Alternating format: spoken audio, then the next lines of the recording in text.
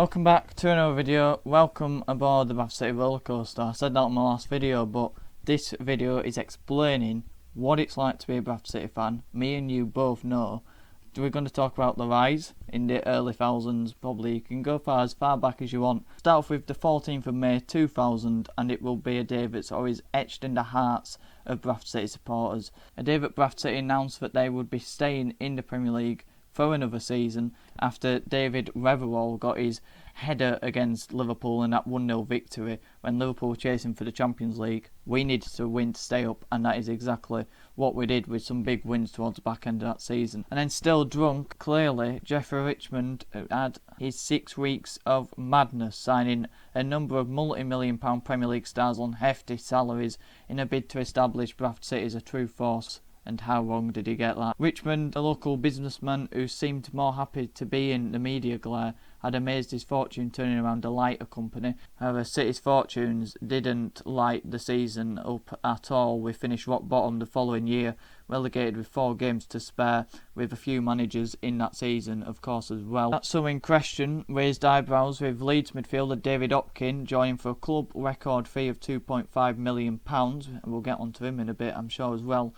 And then a record that still stands today, Chelsea's Dan Petescu, who was 32 and had the best years behind him, only managed for 17 games before leaving for Southampton.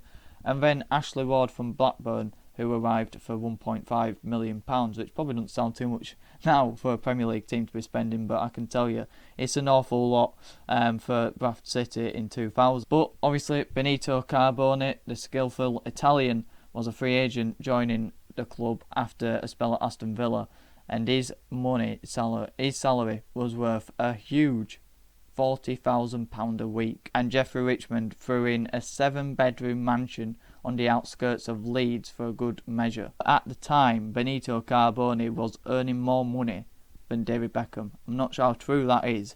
That is mind-boggling. It sparked an excitement around the club that we could be getting Europe, and last season pundits called us Dad's Army, with a team built on spirit and fight, but it got the results and we ended up staying up. Maybe we should have built on that. That disastrous season caused concern because we went down into a second tier and our finances spiralled out of control, and Carbone was sent out on loan, first to Derby, then to Middlesbrough, and that season we went into administration with debts totaling to around £35 million.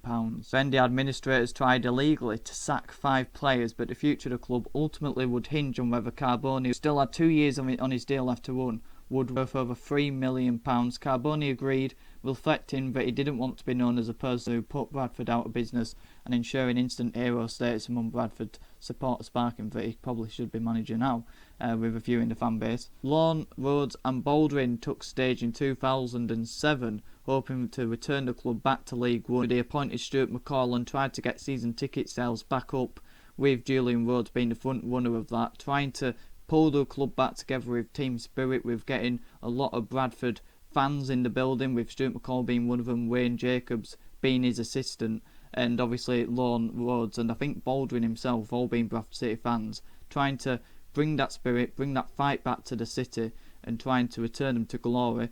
That didn't go well in the first few years, however, with the club struggling in League 2, sacking Stuart McCall. Then we turned to Peter Taylor, and what a mess that was. We say no more on him. Then Peter Jackson took to the hot seat. He fell out with Mark Lawn towards the end of his era, after feeling like he was being overruled by a director at the time, and within 4 games of the season only picking up 1 win.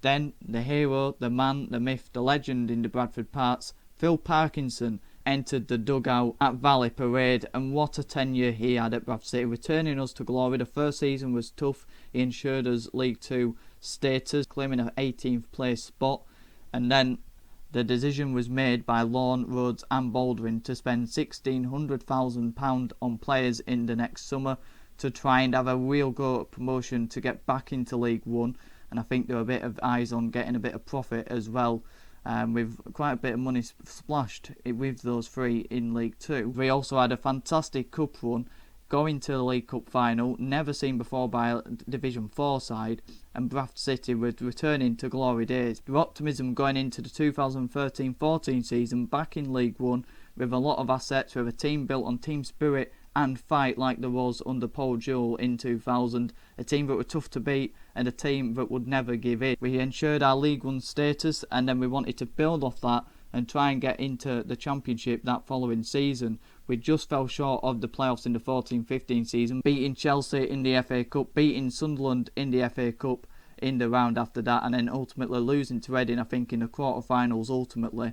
Cost us going as far as we could, but again, another memorable season. The 15-16 season was to be Phil Parkinson's last, and Lorne and Julian Rhodes' last season as chairmen, and then it was all to collapse. New owners from Germany in STEFAN RUPP and that man Edin Reich. We all thought a bit of optimism was in the air, something different, something new, a bit of change in the scenery after years of progression and success just getting put under the carpet. Hit the ground running under Stuart McCall, and we end up getting to Wembley in the 16-17 season. Again, another team built on team spirit, fight and passion, and a team that wanted to play for the Bradford City fans. But ultimately, it ended up being a season that was papered over the cracks from Edin Reich and STEFAN RUPP. Two men who came into a club hoping to get us into a championship, a lot of false promises as well.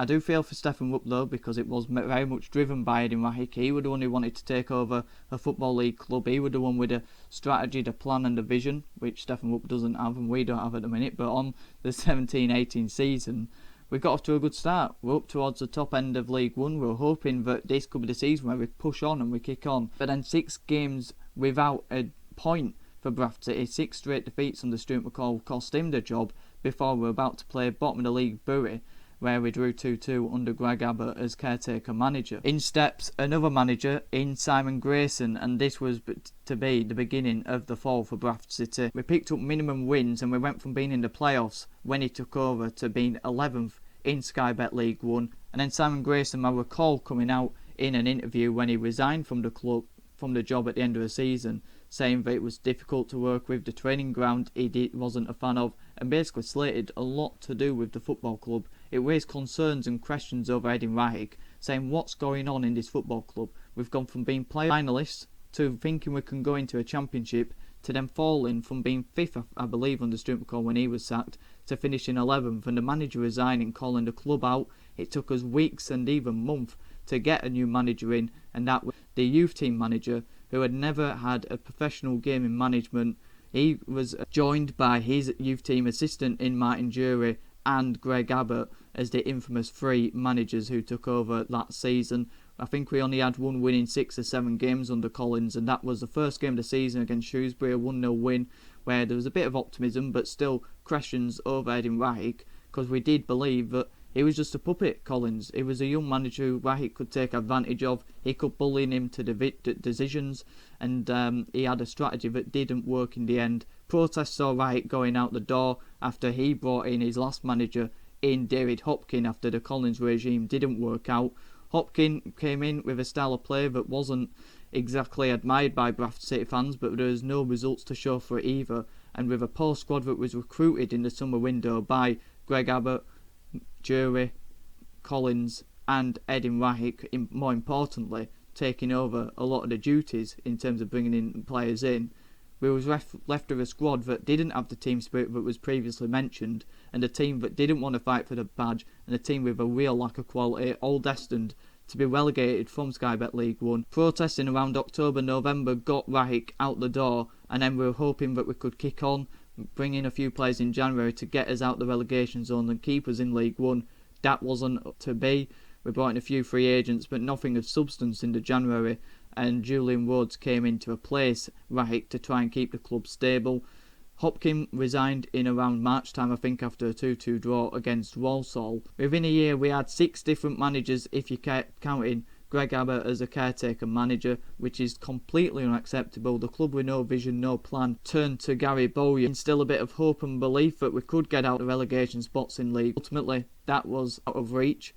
And then in League 2 the following season, he took on a squad that was, again, a lack of quality, a lack of team spirit, and a lack of any passion towards the fans. He brought in a few standout players like James Vaughan, like Lee Novak and Clayton Donaldson as forward options, but nothing really of substance, and another team that lacked, and it cost Gary Bowyer his job in February after a defeat to Oldham away, which is ultimately the curse of most Bradford City managers in the last few seasons. Stuart McCall came in just before COVID-19 struck, but he couldn't redeem any of the hopes. Was in lockdown, no fans in the ground. He was the last manager who did anything of substance at Bradford City. Since he was sacked, it was constant decline, and we were hoping that he could get us back on the up and get us back to where we belong in at least League One. That wasn't to be. He was sacked a few months later after the season begun, with us near the bottom of League Two, starting the season really poorly. He decided to change what was familiar with him at his last spell in Bradford City, changing to a sort of a 3-5-2, bringing in a few young players, but really the squad he had was nowhere near good enough to be competing near the top. And then there was question marks over the new CEO in Ryan Sparks, who took over from Julian Rhodes in around that point where he appointed Stuart McCall after Gary Bowyer was sacked. He gave him a new contract a couple of weeks before he was sacked. A very inexperienced CEO who was learning on the job, and that was inevitable, but that was going to happen. There was a lot of doom and gloom around the place again. What's going on with this club? We've got players who are just terrible. We've got a squad that's ending up near down the bottom of the table. It took us way too long to find a manager, but that helped us because we ended up appointing Mark Truman and Connor Sellers, who guided us to safety and towards the playoff. A poor one to end of the season. So Ryan Sparks sacked them after giving them a contract a couple of months earlier, and Derek Adams came in the building, who had just won promotion to Sky Bet League One with Morecambe via the playoffs. But at this point, there was a lot of uncertainty around Bradford City before Derek Adams came in the door. We had STEFAN, who was still at the football club, who was there since 2016-17. After the playoff final at Wembley, we've had constant decline. He was the only mainstay at the football club since then. We had constant managers. We've had 20 managers in the last 20 years, and at that point we had various managers under his regime. And when I say regime, it's a very generous word to give to STEFAN RUPP, a man who has had no plan, no intention, no desire, no commitment to be owner of a football club, especially that being Bradford City, an owner who's more interested in car racing. And it was all up to Ryan Sparks. He was the young CEO, the youngest in the AFL at the time, I believe, who had to take on this squad of inexperience, a squad that had no real quality and no aspirations to get anywhere near the playoff spots, never mind getting to the automatic promotion places. He had to create all the funds because there was no money coming in from STEFAN RUPP, and he had said that he's had to go the other way and try and create revenue from commercial deals, and what a great job he's done by doing that. He got a lucky junk mail from Mark Hughes, who offered to be the first team manager, and then the optimism was through the roof, and Bradford City were back firing once again. Mark Hughes finished the 2022-23 season with record season ticket sales and record season attendances from that year. It got us into a playoff. It was a season of failure, and a season of looking back at that was a massive opportunity missed, with Andy Cook scoring 31 goals, Harry Lewis making big saves at the back, and then having key players like Wright and Banks on the wing at various points in the season performing exceptionally well.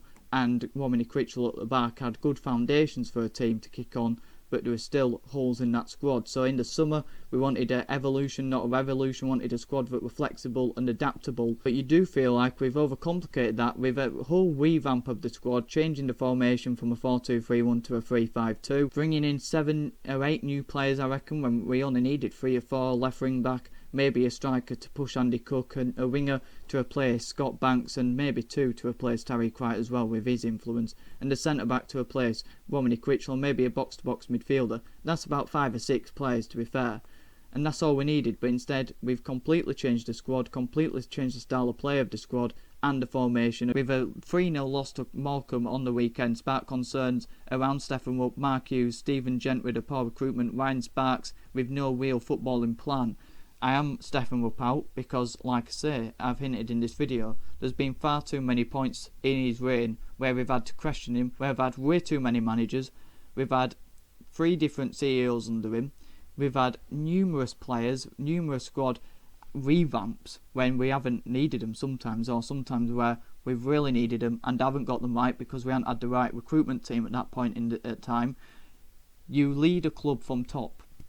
You know, when you look at the football pitch, who leads that pitch? You look at your captain. If the captain's not leading the pitch, then you're not going to have a team of leaders, and you're going to have a team that we just saw against Morecambe, where the captain didn't lead and the rest of the team don't put any effort in because of that. Who's not interested in football, not interested in Bradford City, not committed to the football club, got no passion to do with a football club, got no desire, got no intention, got no ambition, and only is thinking about getting us promoted to League One so then he can look to sell the club to try and make a profit.